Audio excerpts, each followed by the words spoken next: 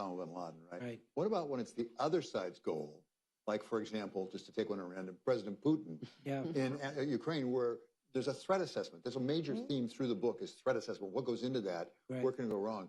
Did we get the threat assessment wrong when it comes to Putin in Ukraine? Certainly President Zelensky, as I recall, late on was saying, we don't think he's coming in. Yeah, and Zelensky subsequently explained that by saying, well, what did you want me to do? Say that the country's going to fall apart when the Russian military comes in? I mean, instill panic? So he was in a difficult place himself.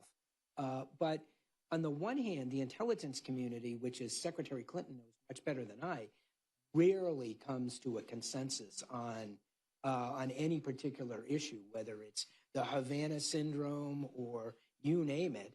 But on what Putin was going to do to Ukraine starting, and this was as of the end of October, beginning of November of 2021, there was consensus.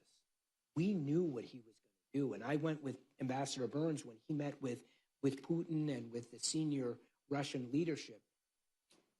It's one thing to know and to see the facts, but it's another thing to internalize it and say, this is going to be a catastrophe.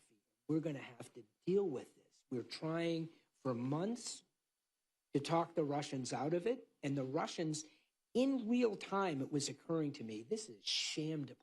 They are just giving us a stiff arm. They're pretending to negotiate with us. They're reading from prepared talking points. They're making outrageous demands. They handed me 2 draft treaties in mid-December of 2021, only in Russian, and said, we want a U.S. negotiating team in Geneva in 2 days to negotiate these. Why? Why is there a crisis? You understand how long it's going to take me to get these translated so the president and the Secretary of State can read them? And you want to negotiate? And if you go back in history and you look at the crisis diplomacy, for example, that Hitler used in the summer of 1939, it's the same thing. You create a crisis. He did it with the Sudeten crisis. The Sudeten crisis was a crisis because Hitler created it. Ukraine was a crisis because Putin created it and then imposed outrageous deadlines and demand satisfaction, claiming that if he's not satisfied, it's an existential threat to the Russian Federation. And what do I back that up with? The largest stockpile of nuclear in the world. So Dean, other than that, it went just fine. It went just fine. So, Dean, you have done the academic work, threat assessment. What goes into threat assessment? Where does it go wrong? How can you try to get back on track? What do you learn from that? So, I've done the work, and it's a big part, as you said, of what we teach and what's in the book. So we talk about threat assessment as having several components, but let's simplify the capabilities and intention. My first book was, what are the common biases that policymakers, exist when policymakers try to understand the intentions of an adversary?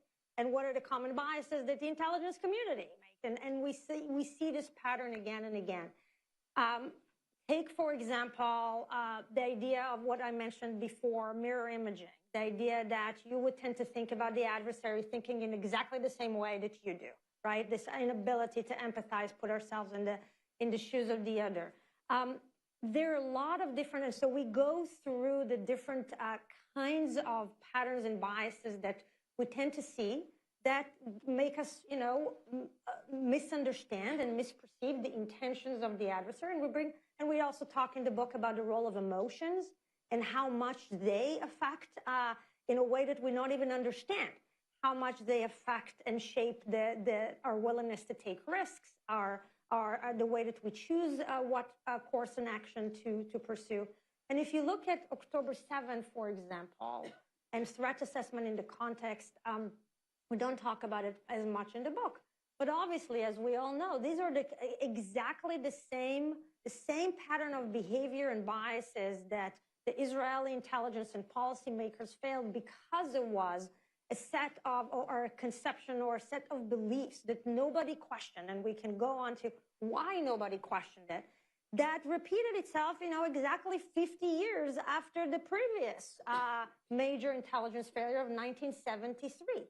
And so why is it that, we're not learning the lessons and we're not looking at ourselves to understand why it is that we keep letting those biases get in the way, and not just about not having a team B to do this kind of red teaming assessment and tell us where the vulnerabilities are and how we think.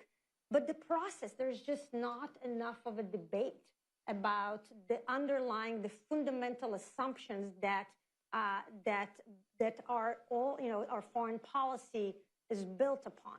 And that's what happened in Israel. It happens in the United States repeatedly. And that's when we are asking our students at the end of the class to write a postmortem as a group. Look, take a decision. It doesn't matter at the end if it was a failure or a success, but we want them to focus on the process.